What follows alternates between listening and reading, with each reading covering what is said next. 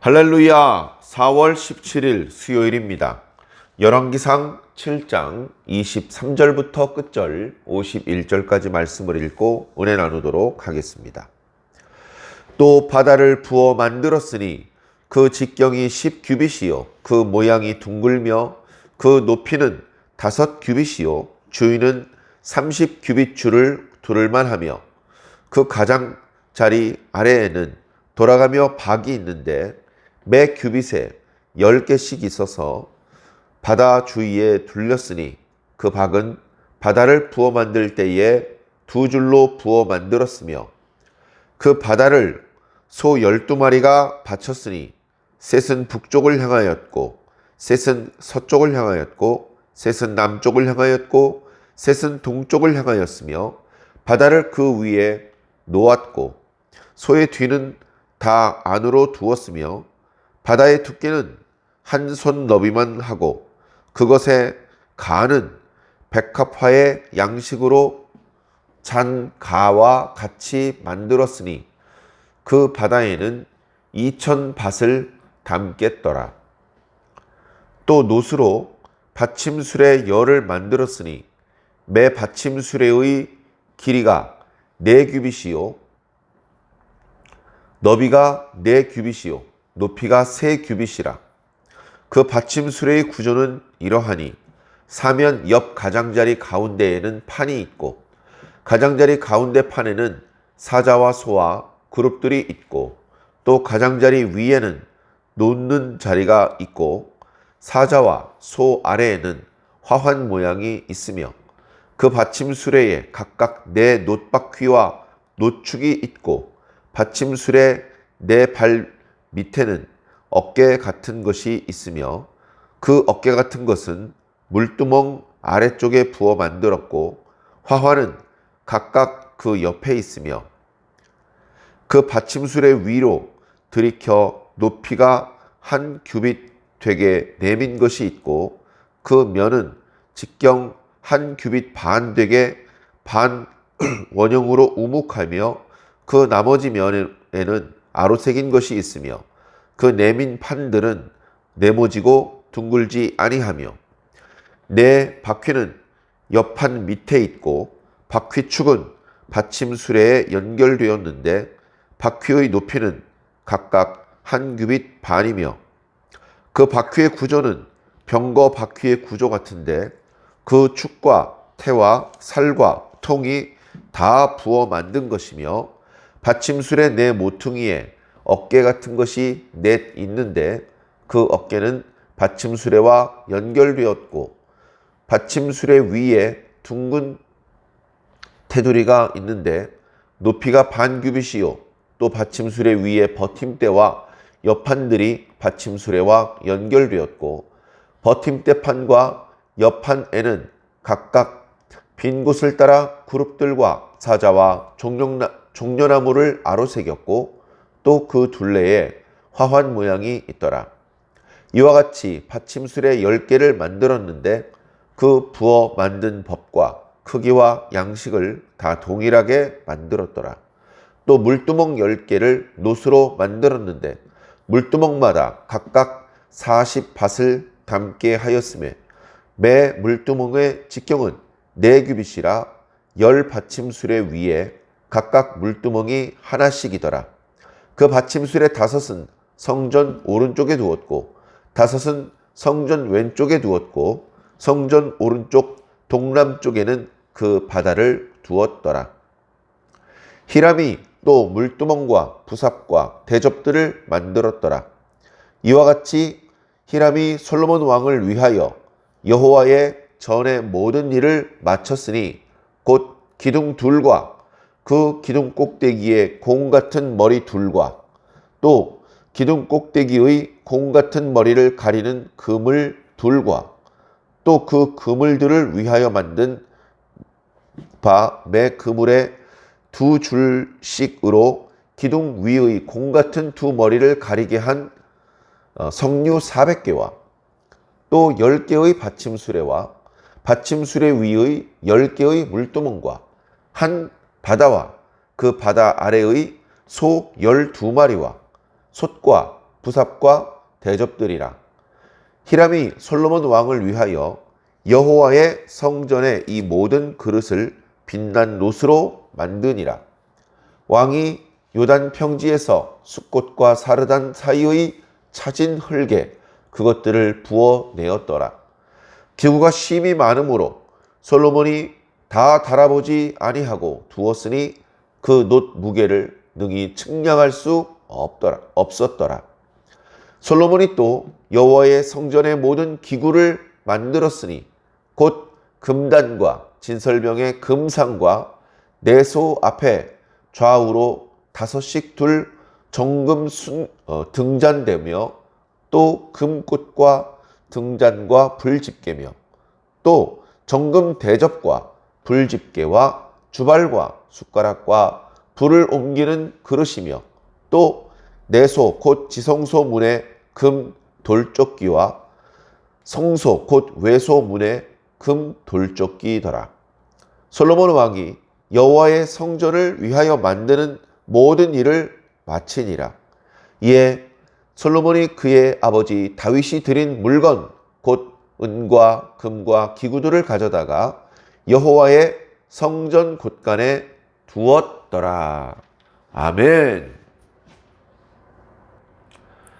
네, 오늘 말씀은 많이 길고 또 그 내용을 이해하기가 좀 쉽지 않습니다. 성전에 사용했던 기구들을 어떤 모양으로 만들었다라는 것을 차라리 사진으로 찍어서 우리가 가지고 있거나 아니면 카메라에 동영상을 담아서 우리가 그것들을 사용하는 모습을 보았더라면 그 물건의 생김새와 용도를 정확하게 알 수 있었을 텐데 그것을 글로 표현하다 보니까 글로 표현을 할 때도 여러분 어떻습니까? 요즘 우리들이 사용하는 길이 단위도 아니고 부피 단위도 아니고 그리고 우리가 주변에서 일상적으로 보는 무슨 나무나 플라스틱이 아니라 금속으로 또 만들었고 하다 보니까 이게 도대체 어떤 모양일까 얼른 와닿지 않는 그런 표현들이 계속되고 있기 때문에 그렇습니다. 그러나 중요한 것은 이제 오늘 말씀에 나타나고 있는 여러 기구들은 최소한 성전에서 사용되는 기구들입니다. 그래서 그것을 다시 처음부터 풀어서 이건 이렇게 된 거고 저건 저렇게 된 거라고 말씀드리는 것은 역시 큰 의미가 없을 것 같습니다. 오늘 이렇게 영상도 사실상 목소리로 말씀을 이제 전달해 드리는 것인데 이때 만들었던 성전의 기구들을 사진으로 보여주는 것이 아닌데 글로 표현하나 말로 표현하나 답답하기는 마찬가지이기 때문에 그렇습니다. 자, 그러나 중요한 줄기는 우리가 살펴볼 수 있을 것 같습니다. 우리가 지난 시간에 솔로몬 왕이 성전 건축 이후에 13년간에 걸쳐서 궁전 등을 건축했다는 말씀을 드렸습니다. 그리고 자신이 장가든 여자 바로의 딸 그 공주의 위에서 집을 지었다. 성전을 건축할 때뿐 아니라 왕궁을 건축할 때도 백향목과 고급 석재를 아낌없이 사용했다. 그리고 성전과 비슷한 양식으로 건물들을 지었다. 차이가 있다면 성전은 아낌없이 금으로 그 내부를 입혔지만 이제 왕궁에서는 그렇게 금으로 입히는 정도까지는 아니었다. 그렇게 말씀을 드렸습니다. 이어서 이제 두로의 사람을 보내어서 히람이라는 사람을 데리고 왔습니다. 두로 왕도 이름이 히람인데 처음에 저는 두로의 왕이 와서 작업을 한 것인가 그런 생각을 했습니다. 그러나 같은 인물은 아니었고요. 이제 두로에서는 조금 흔한 이름이었던 것 같습니다. 자, 히람이라는 사람이 왔는데 모치는 납달리 과부 출신이고요. 부치는 당연히 두로 사람입니다. 그가 이제 노수의 대장장이로서 최고의 기술을 가지고 있는 사람인데 그 사람을 데리고 온 것이죠. 물론 두로 왕에게 미리 협조를 부탁했을 것입니다. 그리고 이 사람이 오며 가며 또는 일하는 동안에 그 수고한 것에 대해서는 충분히 보상해 주었을 것입니다. 어쨌든 이 기술자가 와서 많은 것을 만들었습니다. 노수로 만든 것은 전부 히람이라는 사람이 만들었습니다. 지금 보면 건축 자재가 많이 있을 텐데 크게 세 가지, 네 가지 종류로 구분되고 있습니다. 우선 석재입니다. 기초돌부터 석재로 하죠. 제가 전에 작은 것이 가로 세로 높이가 2m 이상이다 라고 말씀을 드렸는데 5m, 4m 이런 것들을 썼던 것 같습니다. 그러니까 그 석재를 채석장에서 다듬어서 현장에서는 망치 소리가 나지 않게 할 정도로 정밀하게 다듬어서 현장에서 그 기초돌을 하나하나 놓고 그 위에 건물을 세워 나갔던 것 같습니다. 그만큼 최고의 재료를 아낌없이 사용했고 최선의 어떤 정성을 다 바쳤던 것 같습니다. 중간에 왕궁 건축의 이야기가 나오면서 솔로몬이 하나님께만 집중하지 못하고 뭐 하는 거지? 솔로몬이 성전 건축까지만 하고 멈추지. 너무 사치했고 너무 오버하느라고 백성들을 힘들게 하고 있구만. 이런 걱정스러운 그런 말씀을 드린 적이 있습니다. 그리고 성전 앞부분에 두 노수로 된 기둥을 세우는 것이 이게 어찌 보면 이방 사람들의 자신의 신전을 꾸미는 어떤 그런 모습이다. 그래서 조금 걱정스럽다라는 말씀을 드렸습니다. 그런 걱정은 오늘도 계속됩니다. 오늘 말씀 길게 히람이라는 사람이 성전의 여러 기구들을 만드는 이야기, 물론 뒤에 솔로몬이 또 성전의 다른 기구들을 만드는 그런 이야기들에 대해서도 말씀이 있습니다만 처음에 성막의 모습하고는 많이 달라졌습니다. 물론 규모가 커졌기 때문에 기구들도 커져야 되고 필요에 따라서 그 개수가 더 많아야 됩니다. 예를 들어서 성막에서는 정금 등잔대가 1개였습니다. 지금은 10개로 늘어났습니다. 물두멍이 1개였습니다. 지금은 10개로 늘어났습니다. 성전의 규모가 커졌고 더 많은 이스라엘 백성들이 찾아와서 제사를 드리더라도 순조롭게 제사가 진행될 수 있도록 하기 위해서 그럴 필요가 있었을 것입니다. 그러나 어찌되었건 처음에 하나님께서 모세에게 보여주셨던 식양하고는 조금 달라졌습니다. 물론 하나님께서 다윗에게 보여주셨던 식양과 일치했다면 문제될 것은 없습니다. 성전 내부에서 사용되는 기구들은 금으로 입혔고 또는 금으로 만들었습니다. 그리고 성전 바깥에 외부에서 사용되는 기구들과 거기에 사용되는 도구들은 모두 노수로 만들었습니다. 노하면 간단히 말씀드려서 청동입니다. 굴인데 거기에 주석을 섞여서 좀 더 단단하게 만든 것이죠. 더 오래 쓸 수 있게. 녹이 나겠지만 그래도 녹이 많이 나지 않게. 그렇게 그냥 구리로 물건을 만드는 것보다 노수로 만드는 것에 어려움이 있는데 그래도 그만큼 더 많은 정성과 노력을 기울여서 성전과 관련된 기구들을 만들고 있습니다. 지난 시간에 두 기둥을 만들었다. 성전 주랑 앞에 세워놓았다. 하나는 야긴이라고, 하나는 보아스라고 이름을 붙였다. 이제 그런 말씀을 드렸는데 오늘 계속해서 노수로 성전의 여러 기구들을 만드는 말씀들이 나타나고 있습니다. 먼저 바다를 만들었습니다. 바다는 예, 사람이 만들 수 있는 게 아니죠, 사실은. 여러분, 태평양은 고사하고 동해바다 만드실 수 있습니까? 황해를 만들 수 있습니까? 예, 유럽의 지중해, 카스피의 흑해, 사람이 만들 수 있는 것이 아니죠. 바다는, 그리고 거기 가득한 물은 본래 우리 이 인간이 살아야 하는 그 안전한 환경을 해치는 불안전한 요소들이었습니다. 바다 자체가 괴물이고 바다 자체가 어두움이고 혼돈이었습니다. 그런 상징적인 의미가 있어요, 성경에서.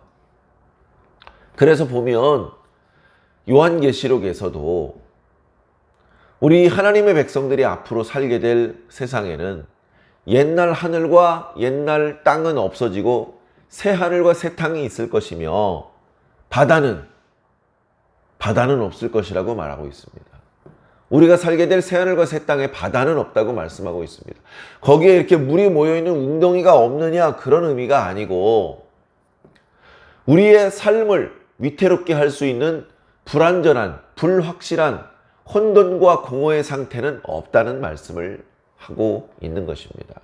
그만큼 바다는 위험한 곳이고 인간의 힘으로 다스릴 수 없는 그런 것이고, 거기에 무슨 구체적으로 어떤 괴물이 살아서가 아니라 바다 자체가 사람이 다스리기에는 너무 크고 강한 힘을 가지고 있기 때문에 예전부터 그렇게 생각을 했던 것입니다.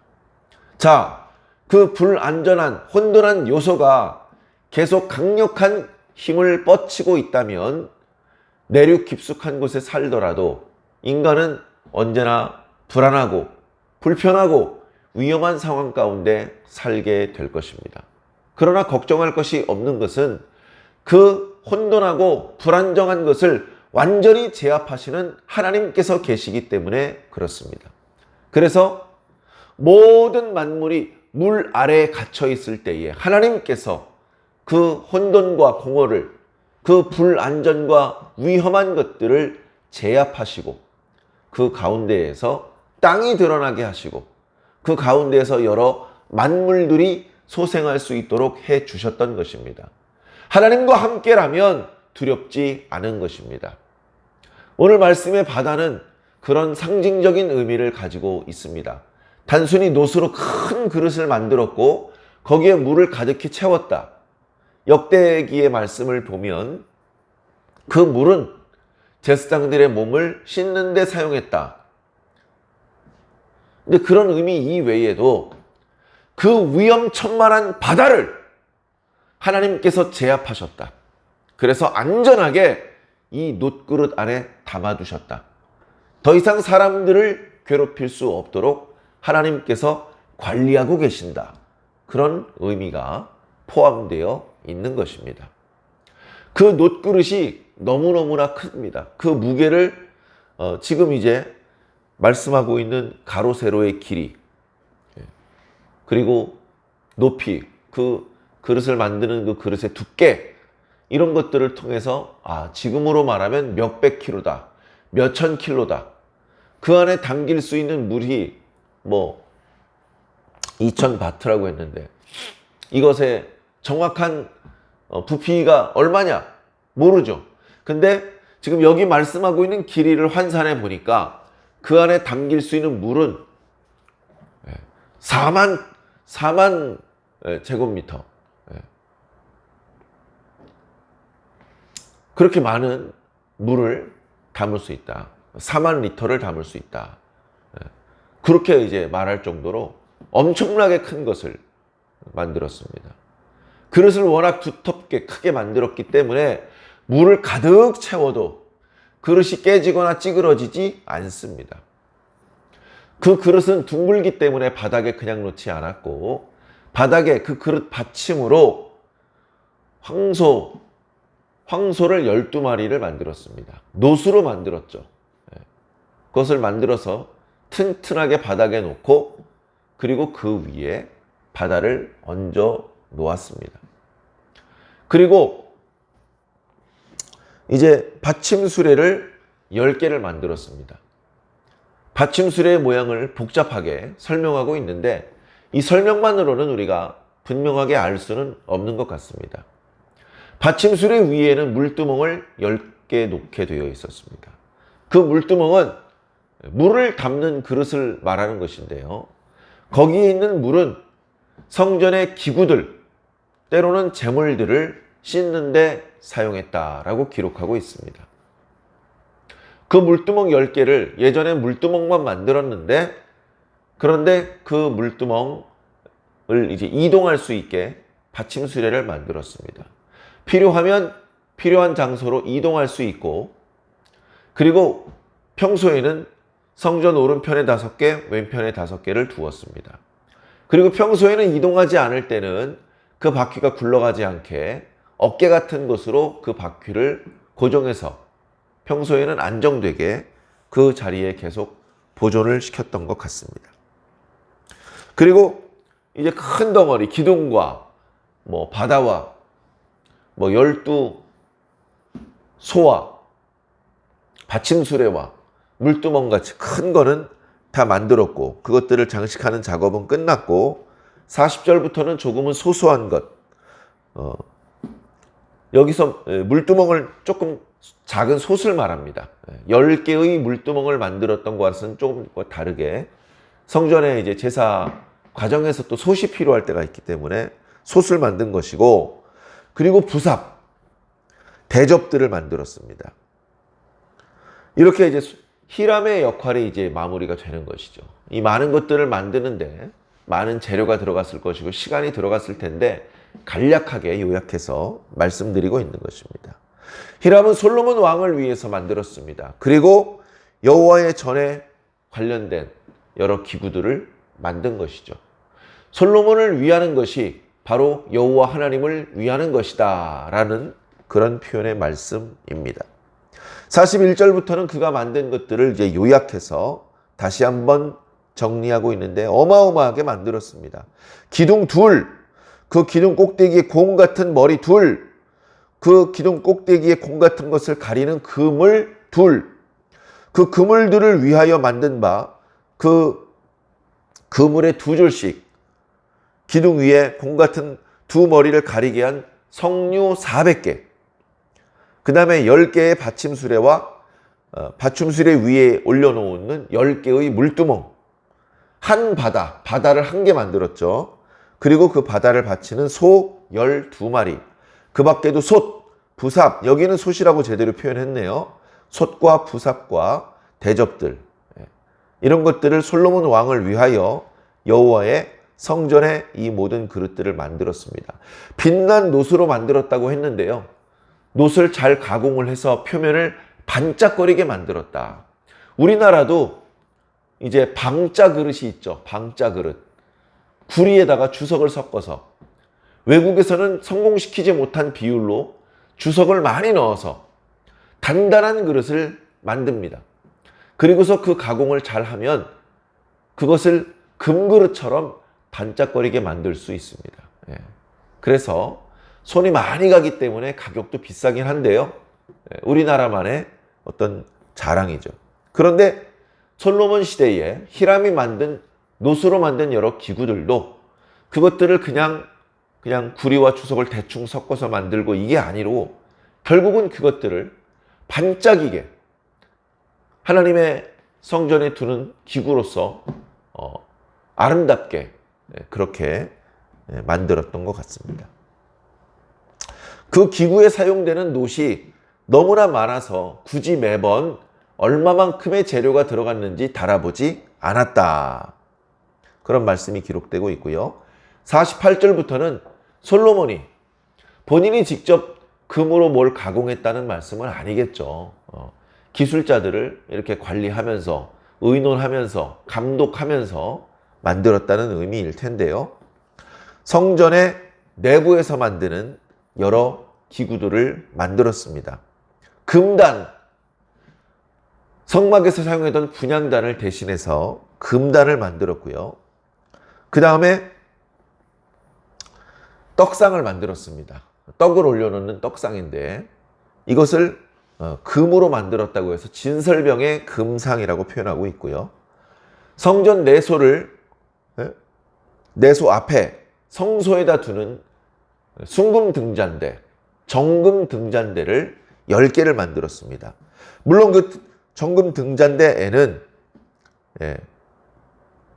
금꽃으로 장식한 꽃받침이 있었고 등잔이 있었고 그 등잔 위에 이제 심지를 놓고 불을 붙이게 되는데 그 심지 같은 것들에 그 더러워진 것들을 제거하는 그런 불집게 같은 것이 있었습니다.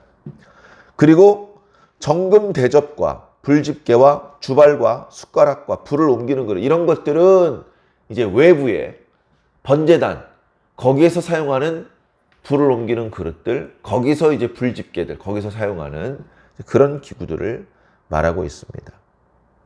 그리고 그 문을 만들었다고 했는데 그 문의 돌저기를 또 금으로 만들었다.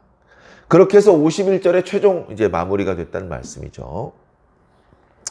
솔로몬 왕이 성전의 모든 것들을 만드는 작업을 마쳤다. 이제 만드는 건 끝난 겁니다. 그리고 나서 자기 아버지 다윗이 하나님께 바친 물건들이 있었습니다. 대표적으로 금과 은들이죠. 그런 것들을 하나도 빠짐없이 성전의 곳간에 두었다라고 기록하고 있습니다. 이어지는 말씀을 보면 8장 그 뒷부분 말씀을 보면 마지막으로 성전 안에 들어오는 것이 언약궤입니다. 언약궤는 솔로몬이 아무리 돈을 많이 가지고 있고 금도 많이 가지고 있고 기술자도 많이 보유하고 있어도 언약궤는 새로 만들지 않았습니다. 아무리 성전이 커져도 성전의 크기에 맞게 새롭게 크게 만들거나 뭐 여러 개를 만들거나 하지 않았습니다. 언약궤는 여전히 과거 부살렐과 오홀리압이 광야에서 시내산 앞에서 만들었던 그 언약궤를 쓰는 것입니다. 그 언약궤를 성소, 내소, 지성소에 보관하는 말씀이 나오고 그리고 솔로몬이 백성들을 소집시켜 놓고 백성들에게 연설을 하는 그런 장면들이 나옵니다. 거기서 솔로몬의 기도를 하고요. 솔로몬의 긴 기도가 끝나고 하나님께서 그 기도에 응답하시는 그리고 성전을 하나님께 봉헌하는 그런 이야기들이 뒤따라서 나타나게 됩니다. 자, 우리가 지금도 땅을 사고 건축을 하면 성전을 건축을 하면 가슴이 설레이고 뜨겁습니다. 물론 그 과정에서 많은 비용이 들기 때문에 목사님들과 또 성도들은 오래전부터 눈물로 기도하고 그리고 자기 살을 깎아내는 것 같은 그런 심정으로 하나님 앞에 헌물을 바쳐서 그 모든 정성을 다 쏟아 부어서 성전을 건축합니다. 그렇게 해서 완공되면 입당할 때에 주변에 많은 사람들을 초청해서 예배를 드리죠. 주변에 초대받은 사람들은 야, 성전이 아름답습니다. 성전이 밝습니다. 성전이 참 잘 지어졌습니다. 축하드립니다. 그렇게 웃으면서 축하 인사를 드리는데 그 성전에 속해서 공사의 모든 과정에서 헌신을 다 바쳤던 목회자와 성도들은 눈물을 흘립니다. 웃을 수만은 없는 말로 다 표현할 수 없는 감격과 감동이 있기 때문에 그렇습니다. 하나님께서 주시는 은혜의 선물이라고 믿습니다. 자, 솔로몬은 얼마나 큰 감격을 느끼면서 성전을 건축하고 또 그 안에 사용되는 기구들을 만들었을까요? 다소간에 그가 왕궁을 건축하고 또 율법에서 금지한 많은 아내를 두거나 많은 금은을 가지거나 많은 말들을 두지 말라는 그 성경의 경고의 말씀들을 무시하고 살기도 했지만 그러나 성전을 감격적으로 정성을 다 바쳐서 하나님 앞에 봉헌한 공로만큼은 우리가 인정해야 될 것 같습니다. 하나님께서도 인정해 주시는 것 같습니다. 그러나 오늘 말씀을 마치면서 반드시 우리가 잊지 말아야 될 것 한 가지를 말씀드리고 싶습니다. 솔로몬이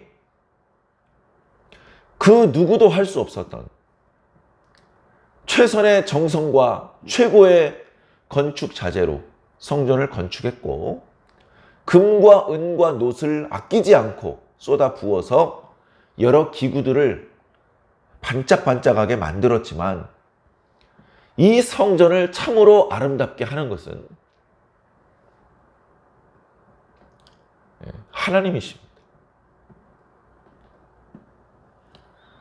성전을 이렇게 고급 건축 자재로 만들고 아름다운 기구들로 채운 것은 그 하나님의 아름다움에 어울리게 하려고, 그나마 하나님의 그 아름다움과 영광에 비슷하게 짝을 맞추기 위해서 노력을 한 것이지, 하나님의 영광과 그분의 아름다움하고는 비교할 수 없는 것이죠.